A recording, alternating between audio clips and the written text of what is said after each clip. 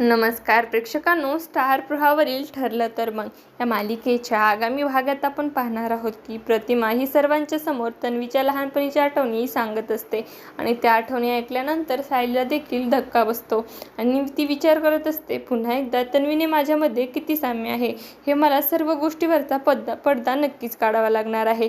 त्यानंतर आपण पाहतो कोर्टामध्ये सचिन आणि अस्मिताच्या डिवोर्सची सुनावणी सुरू असते आणि तेव्हा अर्जुन हा अस्मिताला प्रश्न विचारतो, तुम्ही यांच्या आईबाबांना वृद्धाश्रमात पाठवले होते का?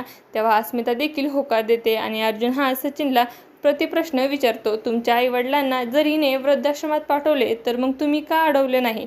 तेव्हा सचिनची बोलती बंद होते आणि तेव्हा अर्जुन बोलतो, जे साहेब आता तुमच्यासमोर एक महत्त्वाचा आणि सर्वात मोठा पुरावा सादर करणार आहे, त्या व्यक्तीवर सर्वजण विश्वास ठेवू शकतात. तर इकडे आपण पाहतो प्रतिमा ही सायलीच्या हातामध्ये एक जुनी ऑडिओ कॅसेट देते आणि बोलते, ही माझ्या तन्वीच्या बोबड्या आवाजातील शुभंकरोतीची कॅसेट आहे. आणि सायली ही कॅसेट ऐकू लागते आणि ते ऐकल्यानंतर तिला देखील आश्चर्याचा धक्का बसू लागतो आणि तिला तिच्या लहानपणीची शुभंकरोती म्हणलेले आठवते.